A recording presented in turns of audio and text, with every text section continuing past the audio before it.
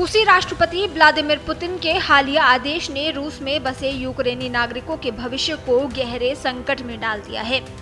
एक रिपोर्ट के अनुसार इस नए फरमान के तहत रूस में रह रहे यूक्रेनी नागरिकों को 10 सितंबर तक अपने आव्रजन दर्जे को नियमित करने या देश छोड़ने का आदेश दिया गया है। आदेश में स्पष्ट रूप से कहा गया है कि जो यूक्रेनी नागरिक रूसी महासंघ में रहने के लिए कोई वैध आधार नहीं रखते हैं, उन्हें अगले 6 महीने और 10 दिनों के भीतर रूस छोड़ना होगा या रूसी नागरिकता के लिए आवेदन करना होगा। ये कठोर नियम विशेष रूप से डोनेट्स्क, लुहांस्क, खेरसोन और जापोरिजिया के आंशिक रूप से कब्जे वाले क्षेत्रों के यूक्रेनी पासपोर्ट धारकों और क्रीमिया के निवासियों पर लागू होता है, जिसे रूस ने 2014 में कब्जा किया था। रूस ने 2022 में इन क्षेत्रों को अवैध रूप से अपने क्षेत्र में मिलाने का दावा किया है। इस आदेश के कार्यान्वयन से बड़ी संख्या में यूक्रेनी नागरिकों के प्रभावित होने की आशंका है, जिन्हें या तो रूस छोड़ने के लिए मजबूर किया जाएगा या रूसी नागरिकता स्वीकार करने के लिए मजबूर होना पड़ेगा। रूसी अधिकारियों पर इन कब्जे वाले क्षेत्रों में यूक्रेन के नागरिकों को रूसी नागरिकता स्वीकार करने के लिए मजबूर करने के आरोप लगे हैं।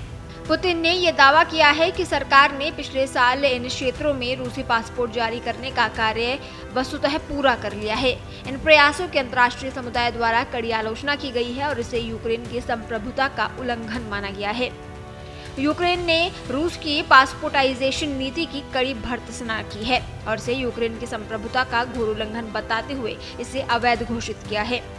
पश्चिमी सरकारों ने भी इन कार्यों की आलोचना की है, जिसके चलते यूरोपीय संघ ने रूसी जारी किए गए पासपोर्ट को मान्य यात्रा दस्तावेज के रूप में मान्यता न देने का फैसला किया है।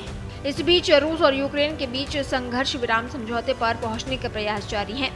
अमेरिकी राष्ट्रपति डोनाल्ड ट्रंप ने हाल ही में यूक्रेनी राष्ट्रपति वोलोदिमीर जेलेंस्की के साथ बहुत अच्छी फोन पर बातचीत की थी। ट्रंप ने रूसी राष्ट्रपति व्लादिमीर पुतिन के साथ भी बातचीत की। इन वार्ताओं का उद्देश्य तनाव को कम करना और संघर्ष के लिए एक राजनयिक समाधान खोजना है। इसके अतिरिक्त रविवार को जेद्दा में संघर्ष विराम वार्ता शुरू होने वाली है। अमेरिका को उम्मीद है कि यूक्रेन पुतिन और ट्रंप के बीच हाल ही में हुई फोन पर बातचीत के दौरान हुए समझौतों का समर्थन करेगा।